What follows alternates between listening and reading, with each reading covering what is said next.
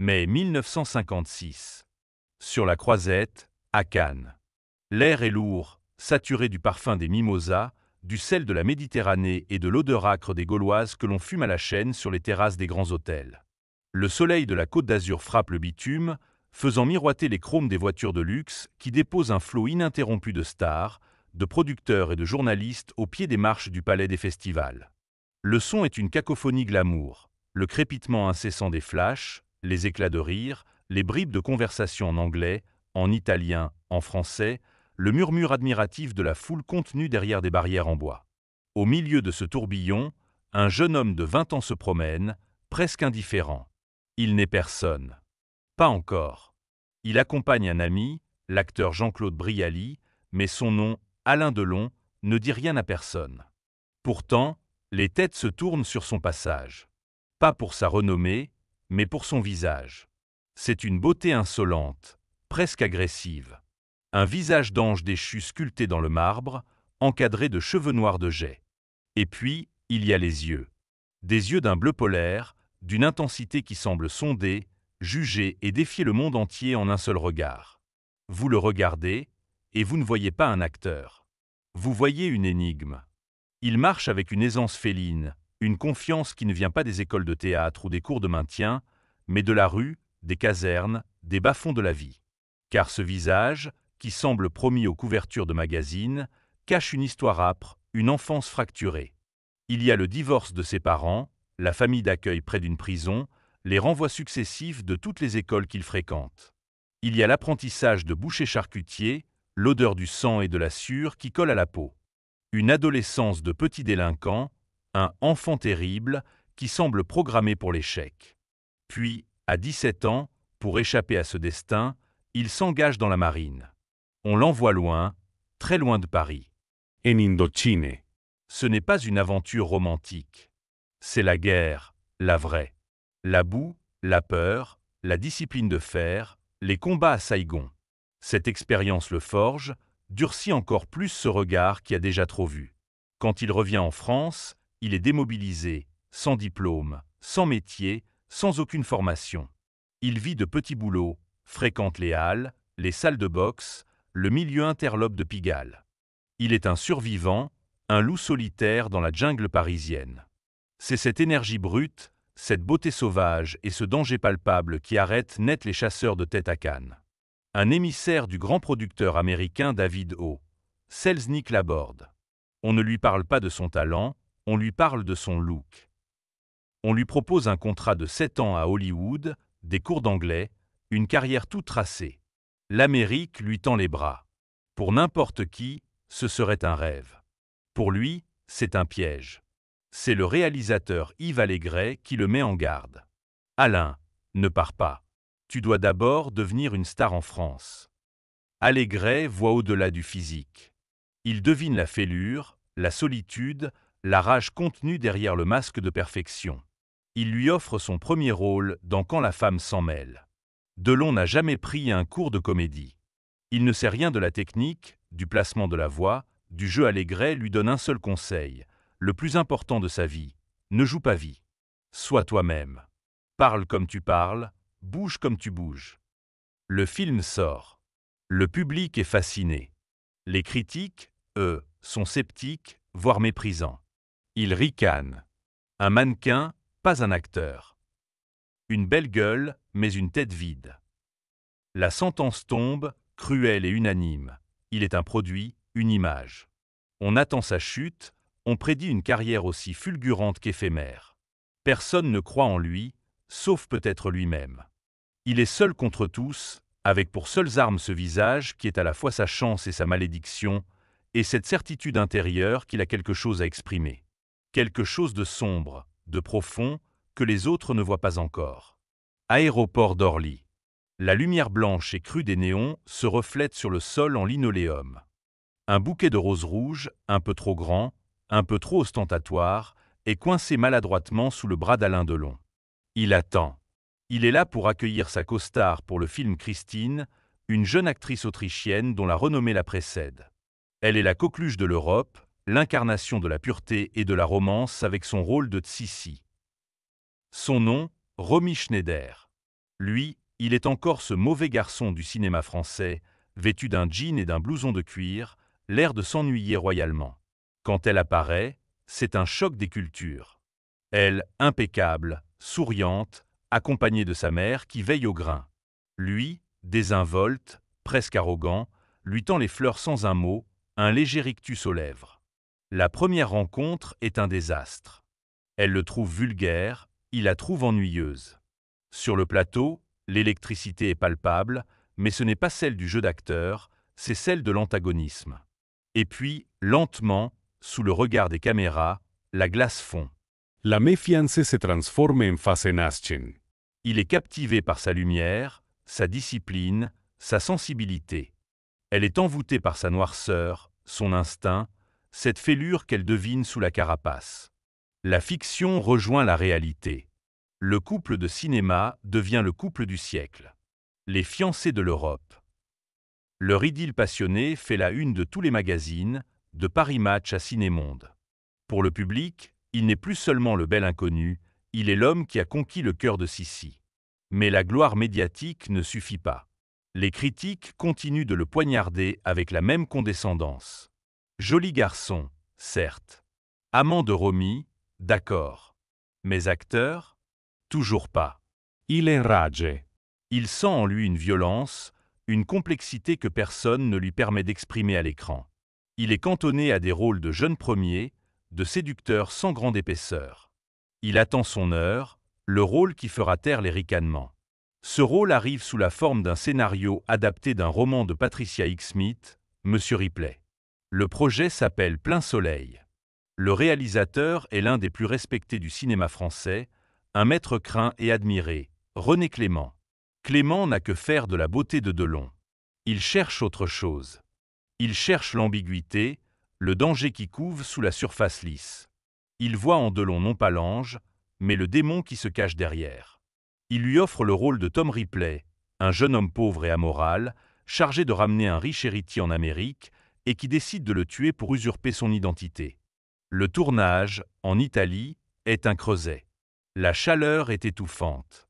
La mer tyrrhénienne, d'un bleu hypnotique, devient le théâtre d'un drame psychologique intense. Clément est un directeur d'acteurs exigeant, méticuleux, presque sadique. Il pousse Delon dans ses retranchements. Il le force à abandonner ses réflexes, à puiser dans sa propre obscurité. Vous le voyez, à l'écran, et le changement est saisissant. Ce n'est plus le jeune homme qui pose. C'est un prédateur. Regardez la scène du meurtre sur le bateau. Le soleil tape, la mer est calme. Il n'y a pas de musique menaçante, juste le clapotis de l'eau. Le visage de Delon, d'abord amical, se ferme. Le sourire s'efface, laissant place à une détermination froide. Ses yeux, ce bleu si célèbre, deviennent soudain vides, abyssaux.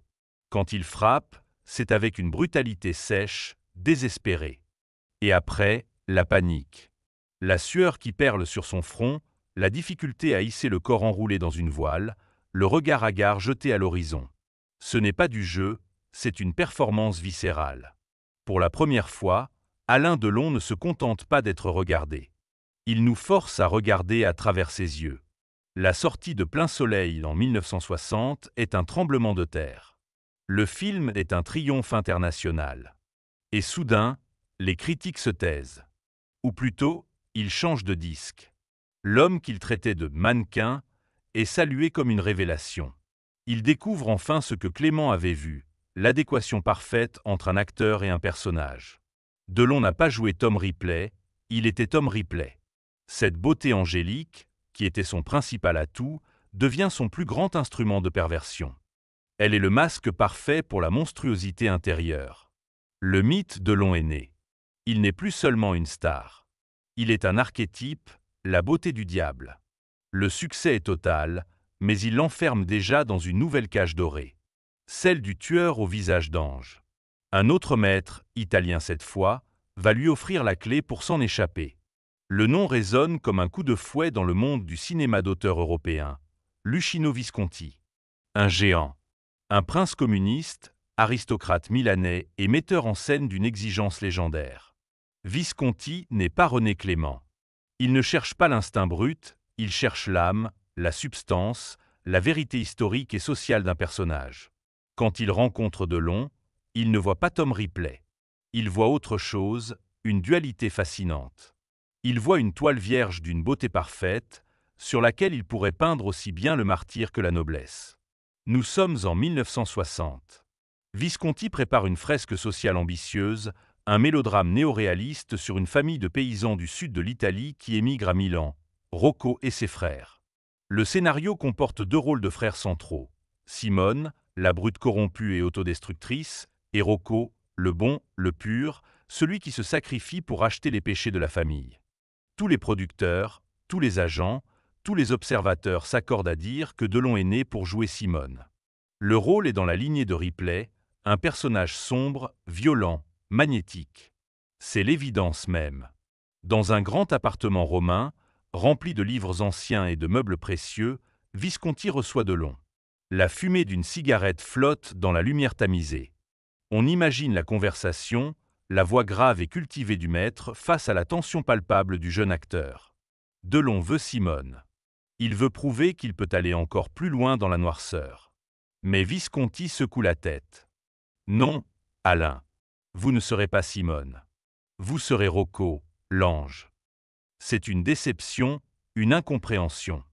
Jouer le bon, le naïf, c'est un contre-emploi total, un risque immense. Mais Delon, sentant qu'il est face à un moment décisif de sa carrière, fait confiance à l'intuition du maître. Et le tournage commence. C'est une épreuve.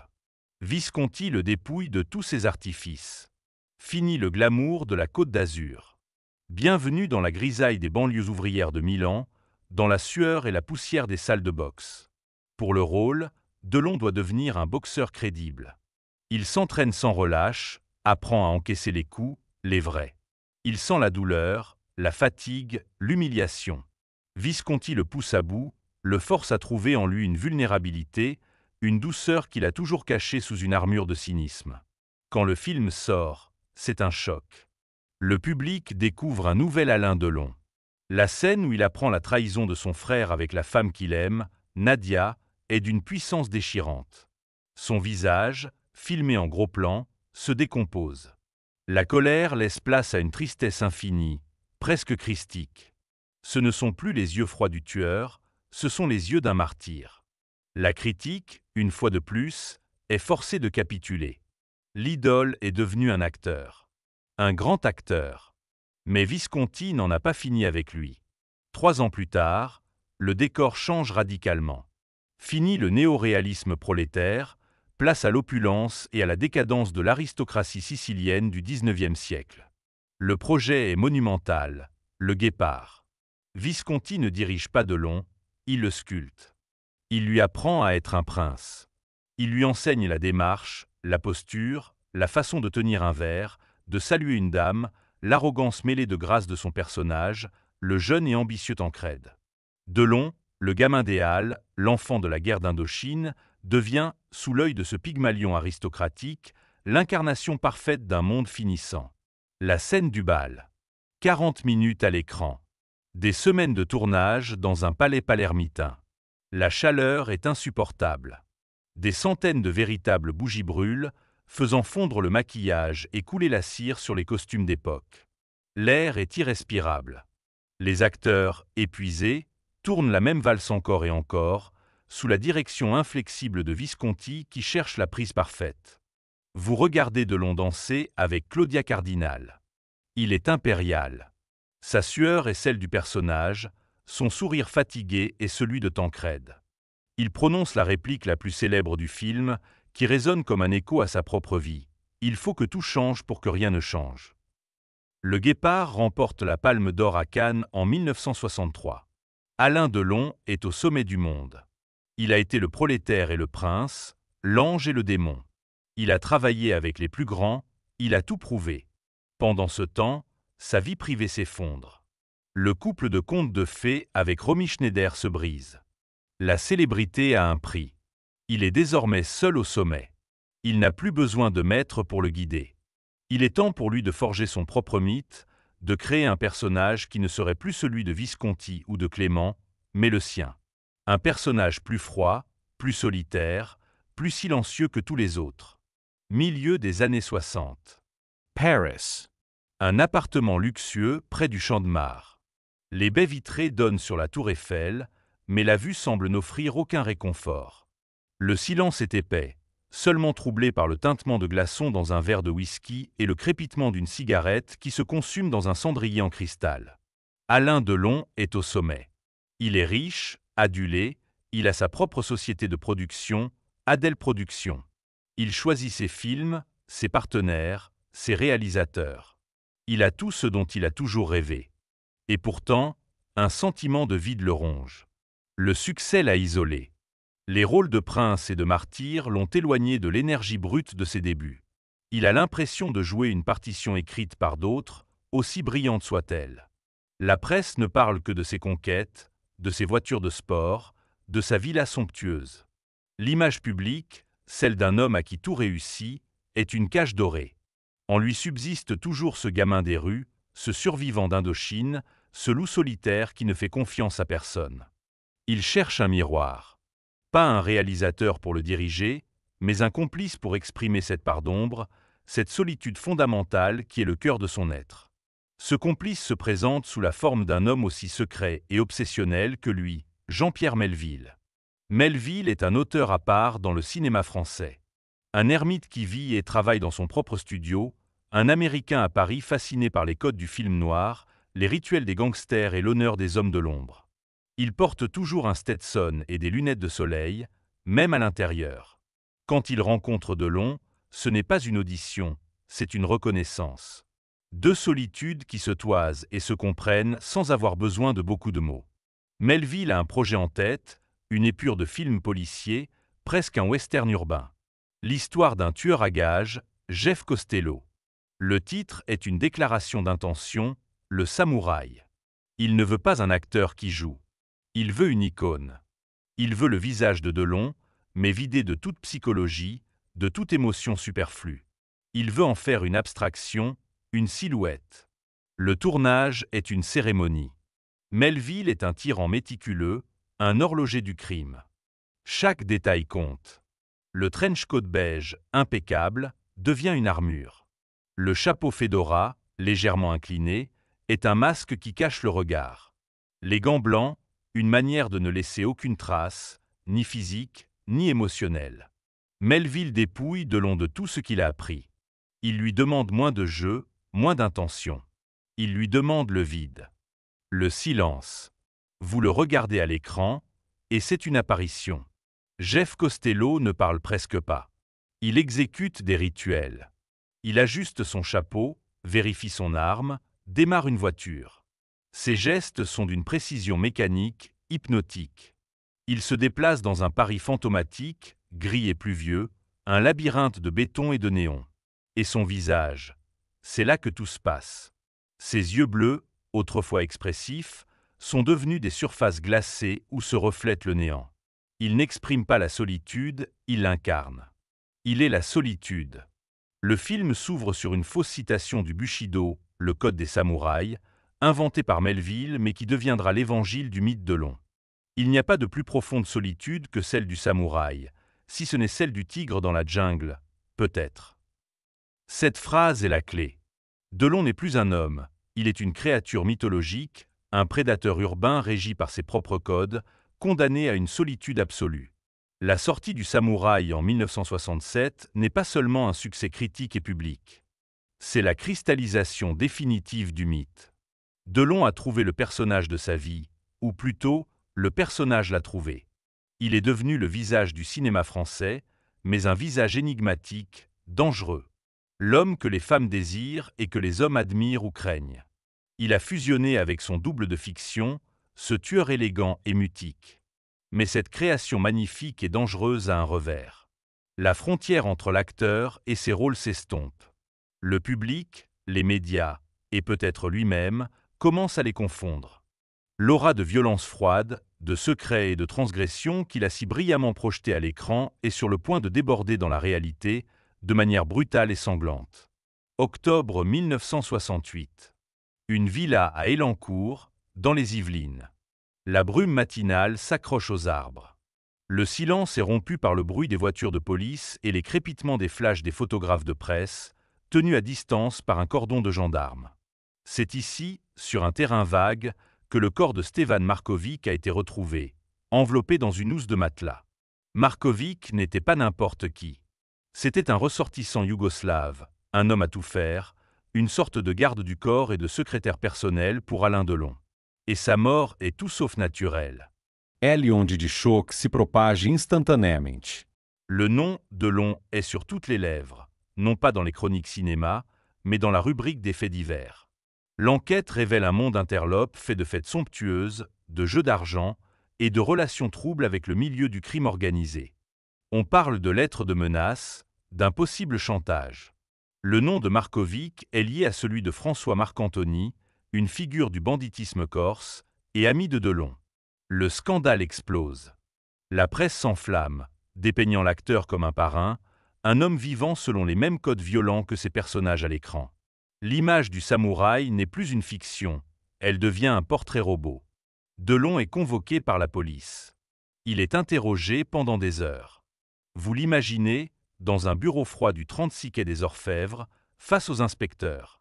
Le même visage impassible, les mêmes yeux bleus perçants. Mais cette fois, la caméra est absente. C'est la vie réelle, brutale. Il nie toute implication. Mais le mal est fait. Le public est fasciné et horrifié. L'homme qui incarnait le danger est soupçonné de le fréquenter de trop près. Le mythe se fissure. La solitude du tueur à l'écran devient l'isolement de l'homme suspecté.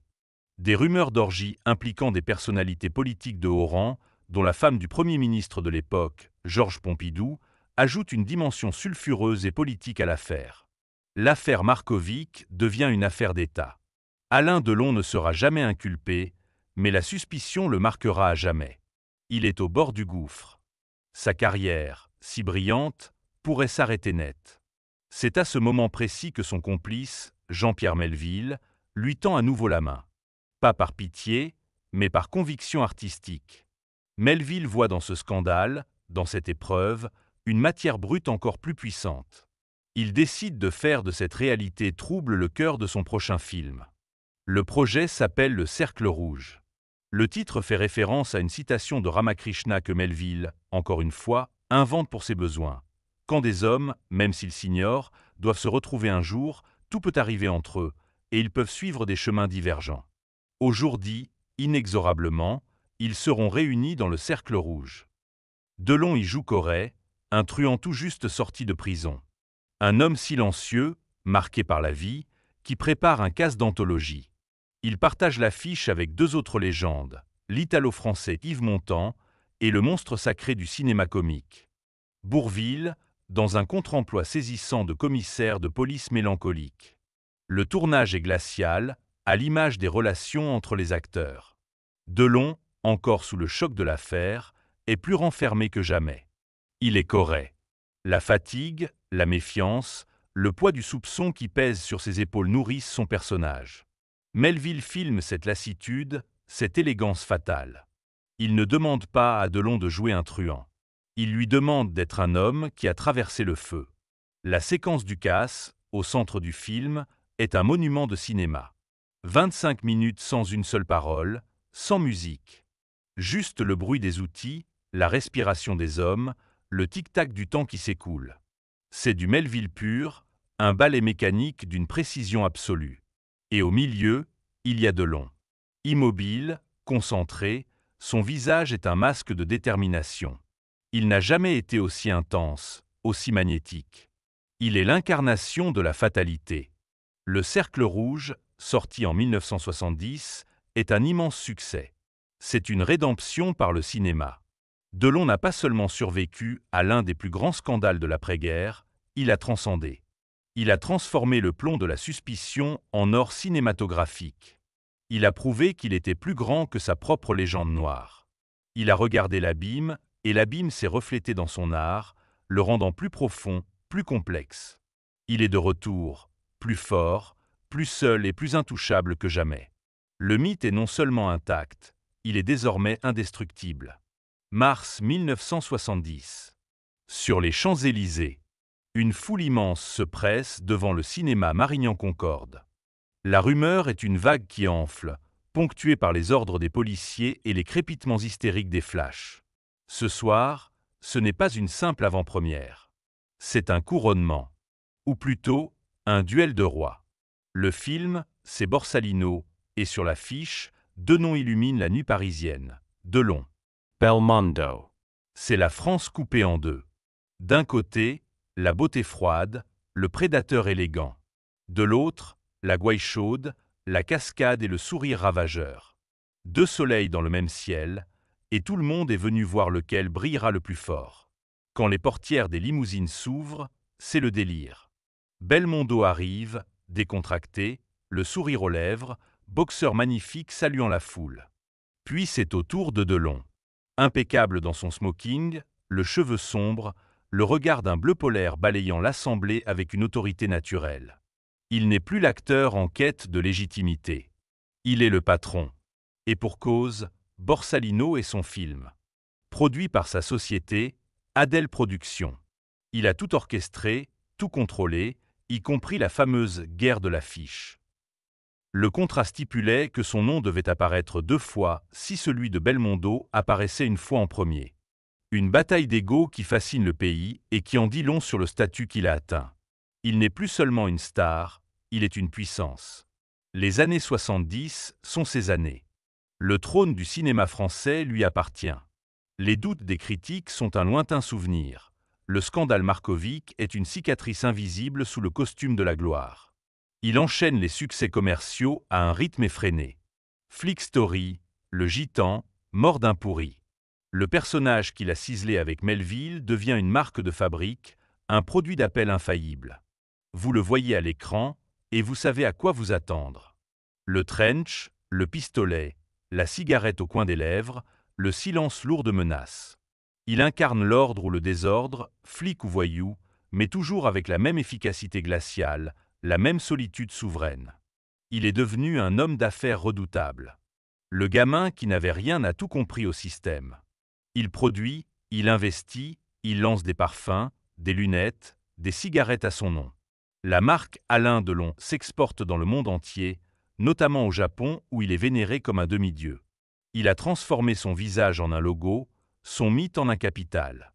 Il ne subit plus le désir des réalisateurs, il l'impose. Il est le seul maître à bord de sa carrière. Dans sa vie privée aussi, un nouveau chapitre s'est ouvert. Après la passion destructrice avec Romy Schneider. Il a trouvé un équilibre, une forme de paix auprès de Mireille d'Arc. Elle n'est pas seulement sa compagne, elle est sa partenaire, son associée, son rock. Ensemble, ils forment un couple moderne, puissant, presque royal. Ils règnent sur le tout Paris depuis leur propriété de Douchy, dans le Loiret, loin de l'agitation. Elle comprend l'homme derrière le masque, l'enfant blessé qui se cache sous l'armure du samouraï. Pour la première fois peut-être, il n'est plus tout à fait seul. Mais ce triomphe absolu a un coût. En devenant une marque, l'acteur ne risque-t-il pas de se figer ? Le Delon des années 70 est souvent une version simplifiée, presque autoparodique, du personnage complexe des années 60. Le public en redemande, le box-office explose, mais où est passée la fêlure de Rocco ? L'ambiguïté de Tom Ripley ? La vulnérabilité tragique de Tancrède ? Il semble avoir choisi l'efficacité au détriment du risque, la mythologie au détriment de l'exploration. Il est au sommet, oui. Mais le sommet est un endroit dangereux. C'est un plateau où l'air se raréfie, où le seul chemin possible est celui de la descente. Et alors que la décennie s'achève, une question commence à flotter dans l'air. Le roi peut-il encore se réinventer, ou est-il condamné à n'être plus que la statue de lui-même ? Le début des années 80. Le vent a tourné. Sur les écrans, une nouvelle génération de visages apparaît, une nouvelle façon de filmer, plus nerveuse, plus pop, plus désenchantée. Le cinéma français change de peau. Les polars à l'ancienne, ces rituels virils dont Delon était le grand prêtre, commencent à sentir la naphtaline. Ces films continuent de remplir les salles, mais la formule, aussi parfaite soit-elle, semble appartenir à un autre temps. L'idole est toujours là, mais son piédestal commence à se fissurer sous le poids des années et des modes qui passent. La fissure n'est pas seulement professionnelle. Elle est intime, profonde. En 1982, après 15 ans d'une vie commune qui semblait indestructible, il se sépare de Mireille d'Arc. Le couple glamour, le symbole de la stabilité conquise, n'est plus. Le roc sur lequel il s'était appuyé s'est brisé. Vous l'imaginez, seul à nouveau, dans sa forteresse de Douchy, entouré de ses chiens, face aux fantômes de sa propre légende. Le samouraï est retourné dans sa solitude. Une solitude plus amère cette fois, car elle n'est plus celle du jeune loup conquérant, mais celle de l'empereur qui voit son royaume se dérober.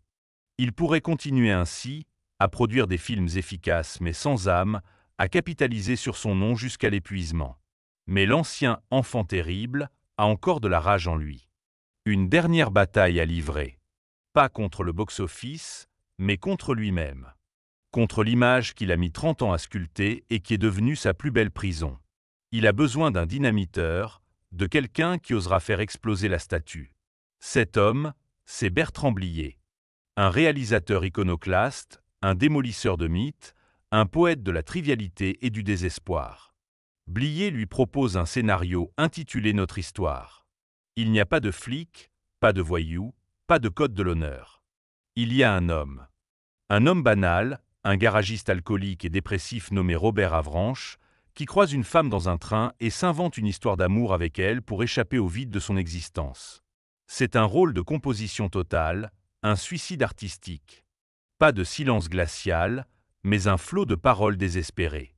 Pas de trench coat, mais un costume froissé qui sent l'alcool et la défaite. Pas d'yeux bleus hypnotiques, mais le regard las d'un homme qui a renoncé. Tout son entourage le supplie de refuser. C'est de la folie.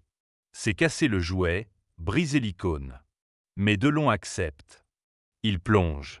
Sur le tournage, il se laisse démolir par Blier. Il abandonne sa vanité, son contrôle légendaire.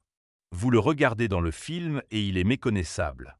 Le visage est bouffi, la démarche est lourde, l'élégance a disparu, remplacée par une lassitude poisseuse.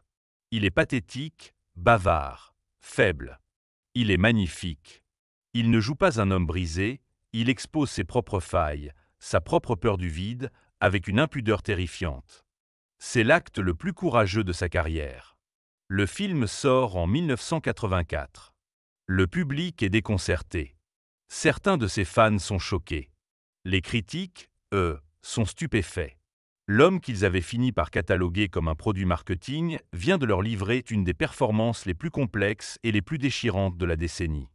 Mars 1985. La 10e cérémonie des Césars, au Théâtre de l'Empire à Paris. La profession est réunie, ce même milieu qui, 30 ans plus tôt, le regardait avec un mépris amusé. Il est nominé pour le César du meilleur acteur. Il ne l'a jamais eu. C'est le seul trophée qui lui manque, la seule reconnaissance qui pourrait enfin faire taire les derniers sceptiques. Quand son nom est prononcé, un silence flotte dans la salle, suivi d'une ovation. C'est une surprise, une évidence, une justice. Il monte sur scène. Il n'est plus le samouraï. Il n'est plus le roi du box-office.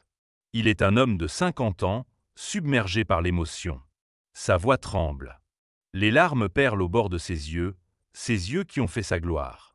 Il regarde la statuette, il regarde la salle, et il murmure, comme pour lui-même, « C'est la première fois que ça m'arrive, c'est peut-être aussi la dernière. » Ce n'est pas la star qui parle, c'est l'acteur. C'est l'enfant sans formation qui reçoit, enfin, le diplôme de ses pairs. La boucle est bouclée.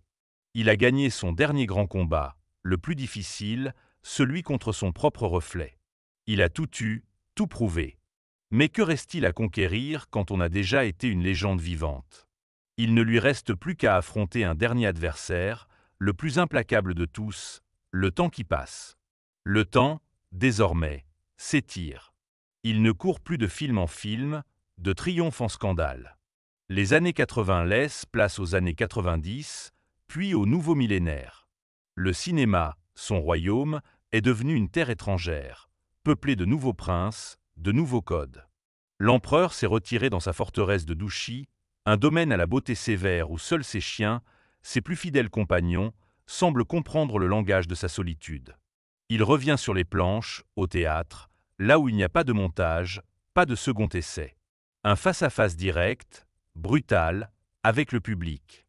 C'est un autre type de combat, plus intime. Il y met ce qui lui reste d'énergie, de désir de prouver. Mais à qui et quoi? Il se fait plus rare à l'écran, choisissant ses apparitions avec une parcimonie princière.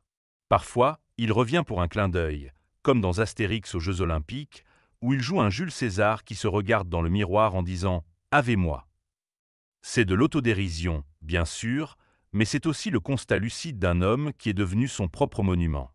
Il n'a plus besoin d'incarner des personnages. Il lui suffit d'être Alain Delon. Sa parole, elle, se fait plus présente, plus brute. Sans filtre. Il devient une figure médiatique qui fascine autant qu'elle dérange. Il parle de politique, de la société, de la mort, avec une franchise désarmante, parfois brutale. Certains y voient la sagesse d'un homme qui n'a plus rien à perdre, d'autres l'amertume d'un roi en exil. Mais c'est toujours la même quête de vérité, la même incapacité à jouer un rôle une fois les projecteurs éteints. Le gamin de la rue n'a jamais vraiment disparu sous les costumes de prince. Les fantômes, eux, se font de plus en plus nombreux. Visconti, Melville, Clément, les maîtres qui l'ont sculpté, sont partis depuis longtemps. Puis c'est Romy, dont la mort tragique le laisse dévasté. Il lui écrira une lettre d'adieu poignante, publiée dans la presse, dernier cri d'un amour qui ne s'est jamais éteint. Puis Mireille d'Arc, son roc, s'en va aussi. Et enfin, en 2021, Jean-Paul Belmondo. Son rival, son alter ego, son ami. La nouvelle de sa mort est un séisme. Avec lui, c'est le dernier PAN de son monde qui s'écroule. Il est le dernier survivant d'une époque révolue, le dernier guépard regardant son univers disparaître. Mai 2019. Sur la Croisette, à Cannes. 63 ans après sa première apparition, anonyme et insolent, il est de retour. Cette fois, le festival tout entier est là pour lui. On lui remet une palme d'or d'honneur pour l'ensemble de sa carrière. Il monte sur la scène du Palais des Festivals, aidé d'une canne. Le visage est marqué par les années, la démarche est plus lente, mais le regard est intact. La salle se lève. L'ovation dure, n'en finit plus. Ce ne sont pas seulement les spectateurs qui applaudissent, c'est le cinéma français qui se salue lui-même à travers son icône la plus absolue. Il prend le micro. Sa voix est chargée d'une émotion qu'il ne cherche pas à cacher. Il ne parle pas de ses films. Il parle de la fin. Pour moi, ce soir, c'est un peu un hommage posthume, mais de mon vivant. Il pleure. Le public pleure avec lui. L'armure du samouraï est tombée. Il n'y a plus que l'homme, face à son histoire, face à sa propre finitude. Vous le regardez, et vous revoyez tout. Le jeune boucher, le soldat d'Indochine, la beauté du diable à Cannes. Tom Ripley sur son bateau, Rocco sur le ring, Tancrède dansant la valse. Jeff Costello ajustant son chapeau. Le flic, le voyou, le prince, l'amant. L'homme que les critiques attendaient au tournant et qui est devenu une route à lui tout seul. L'acteur qui n'avait pas de formation, mais qui possédait l'essentiel. Une vérité intérieure, une solitude si profonde qu'elle en devenait universelle. C'était ça, son secret. Il n'a jamais joué la solitude. Il l'a laissé s'échapper, s'imprimer sur la pellicule, en un seul regard. Un regard bleu acier qui contenait toutes les blessures, tous les défis et toute la beauté tragique d'un siècle de cinéma.